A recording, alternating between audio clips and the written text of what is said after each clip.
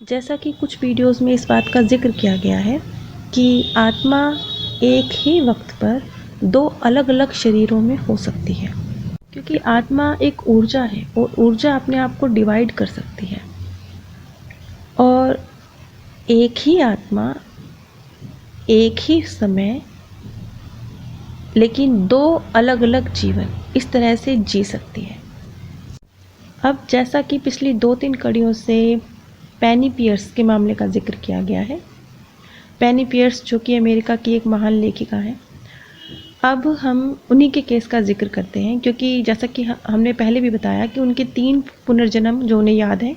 एक आज का पुनर्जन्म पेनी पियर्स के रूप में, एक पिछला पार्क और एक उससे भी पिछला एलिस कैरी के रूप में। यहाँ पर जो लोग ये वीडियो पहली बार सुन रहे हैं उन्हें मैं स्पष्ट करना चाहूँगी कि एलिस, पार्क और पेनी इन नामों के बीच कंफ्यूज ना हो। ये एक ही व्यक्ति के अलग अलग जन्मों में नाम है। अब यहाँ पर हम कुछ खोजबीन करते हैं। अब देखिए कि जैसे कि सबसे पहला वाला जन्म जो याद है पेनी को, वो है एलिस कैरी के रूप में। एलिस कैरी का जन्म हुआ 1820 में, उसकी मृत्यु हुई 1871 में। और पार्क का जन्म हुआ 1842 में।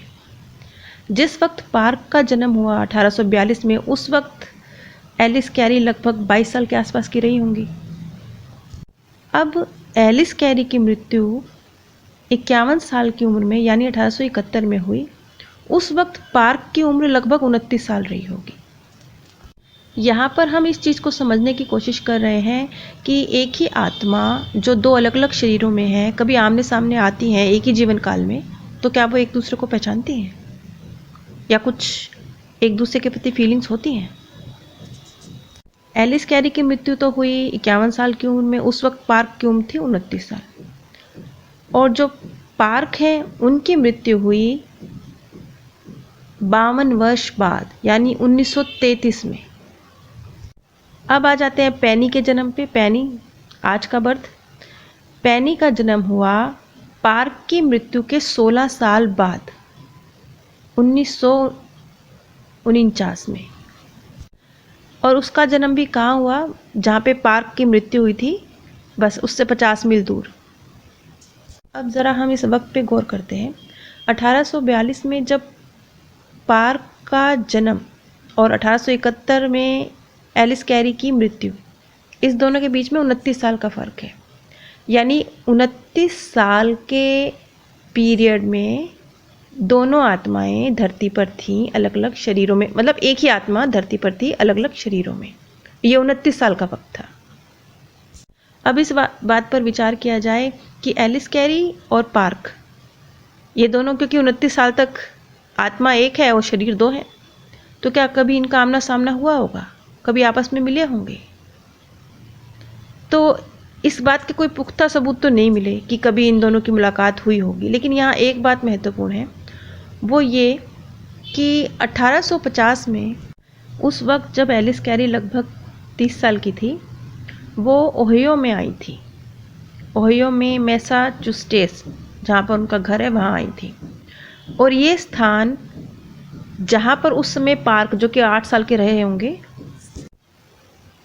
पार्क का फार्मिंगम में जो उनका फार्म था जहाँ पे वो अपने परिवार के साथ रहते थे, वो स्थान और ओहियो में जहाँ पर एलिस कैरी का घर था, ये बड़े करीब थे आपस में। ये स्थान आपस में बहुत करीब हैं। तो कुछ वक्त जो ओहियो में गुजारा होगा एलिस कैरी ने, तो शायद क्योंकि करीब था स्थान, तो क्या पता पार्क जो उस वक्त 8 साल के बच्चे रहे होंगे और एलिस जो उस वक्त लगभग 30 साल की रही होंगी, हो सकता है उनकी कभी आपस में मुलाकात हुई हो। लेकिन कोई इस बात की जांच तो की नहीं जा सकती ना, क्योंकि ना एलिस कैरी है ना पार्क है। सिर्फ इस बात को अंदाज़ा लगाया जा सकता है कि दोनों करीब रहते थे, तो शायद कभी मुलाकात हुई हो। अब इसी केस को आगे बढ़ाते हुए एक और संभावना है कि शायद उनकी कभी अपनी ज़िंदगी में मुलाकात हुई होगी। ये सिर्फ अंदाजे हैं, कोई सबूत नहीं है। सबूत मिलना बहुत मुश्किल है। ना एलिस कैरी जीवित है ना पार्क जीवित है। तो एक और वक्त था जब वो लगभग एक ही स्थान पर थे। ये हुआ था लगभग 20 साल बाद 1870 की गर्मियों में। उस वक्त एलिस कैरी न्यूयॉर्क से बाहर नॉर्थ पटन मैसाचुसेट्स में अपने दोस्तों से मिलने के लिए उन्होंने आखिरी बार यात्रा की थी, और पार्क उस समय वहीं पास में ही रहते थे। और कुछ ही महीनों बाद नवंबर 1870 में पार्क ने नॉर्थ पटन में ही अपनी शादी भी की थी। उनका पहली शादी वहीं हुई थी। पार्क 1880 में, उस वक्त तक कैरी की मृत्यु को लगभग 9 वर्ष हो चुके थे, वो न्यूयॉर्क चले गए थे। वैसे ऐसा कुछ महसूस नहीं होता कि दोनों की कभी बहुत गहरी कोई मुलाकात आपस में हुई होगी, बातचीत हुई होगी। ऐसा कहना तो बहुत मुश्किल है। हाँ, लेकिन इस बात की पूरी संभावना है, बहुत ज़्यादा संभावना है कि पार्क एलिस कैरी के बारे में जानते होंगे। वो इसलिए क्योंकि जब पार्क एक जवान लड़के के रूप में थे, उस समय एलिस कैरी का जो लेखन का उनका लेखक के रूप में उनका बहुत नाम हो चुका था। बहुत पत्रिकाएं थीं जहाँ पे उनके लेख छपा करते थे, उनकी कहानियाँ छपा करती थीं, तो वो मशहूर हस्ती हो चुकी थी उस वक्त तक। तो इस नाते पार्क उन्हें ज़रूर जानते होंगे। हाँ, वो शायद पार्क को नहीं जानते होंगे। इस बात की बहुत ज़्यादा संभावना है कि पार्क ने उस वक्त एलिस कैरी के लिखे हुए कहानियाँ, लेख जो पत्रिकाओं में छपते रहते थे, वो पढ़े होंगे। कुल मिला के इस सारे मामले पर गौर कीजिए आप। कुछ एक चीज़ें तो बिल्कुल क्लियर कट हैं, उसके बारे में ज़्यादा कुछ सोचने की ज़रूरत नहीं। वो ये कि चेहरा मोहरा, नैनक्श और पर्सनैलिटी, आपके गुण, आपके अवगुण, यहाँ तक कि भौगोलिक स्थान भी, कई जीवन काल ऐसे हो सकते हैं जिसमें ये चीज़ें लगभग सेम रहे। यानी अगर आप इस बर्थ में भारत में पैदा हुए हैं, तो हो सकता है आप नेक्स्ट बर्थ में भी भारत में ही पैदा हो, या आपने पिछले बर्थ में भी आप भारत में ही पैदा हुए होंगे। इस बात की संभावना ज़्यादा है।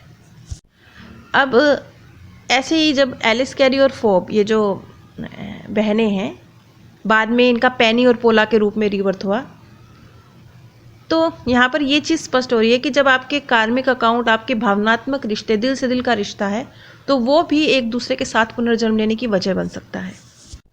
अब इस चीज़ को थोड़ा सा अलग नज़रिए से भी समझ सकते हैं। इस नज़र से भी समझ सकते हैं कि जैसे कि एक सवाल भी आता है ना कि ये जनसंख्या इतनी क्यों बढ़ रही है। वैसे ये भी एक पॉइंट हो सकता है इस चीज़ को समझने का, कि हो सकता है कि जो विभाजित पुनर्जन्म होते हैं, अभी तक तो हमने जितने पुनर्जन्मों को जांचा है उसमें 2 ही विभाजित, मतलब एक आत्मा है और वो 2 शरीरों को जीवित कर रही है। हमने यही देखा है ना।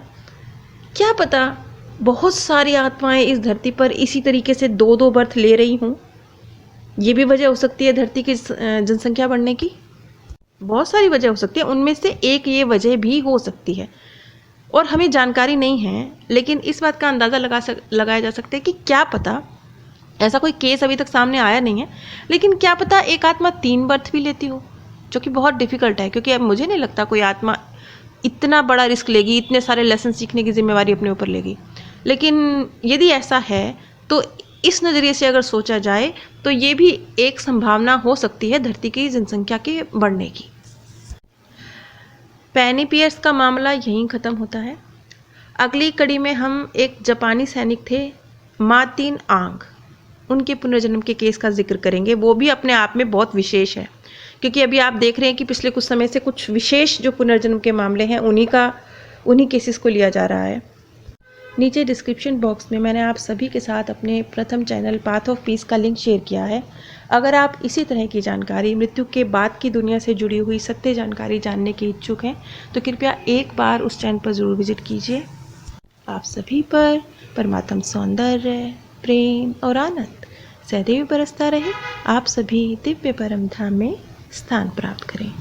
जैसा कि कुछ वीडियोस में इस बात का जिक्र किया गया है कि आत्मा एक ही वक्त पर 2 अलग अलग शरीरों में हो सकती है, क्योंकि आत्मा एक ऊर्जा है और ऊर्जा अपने आप को डिवाइड कर सकती है, और एक ही आत्मा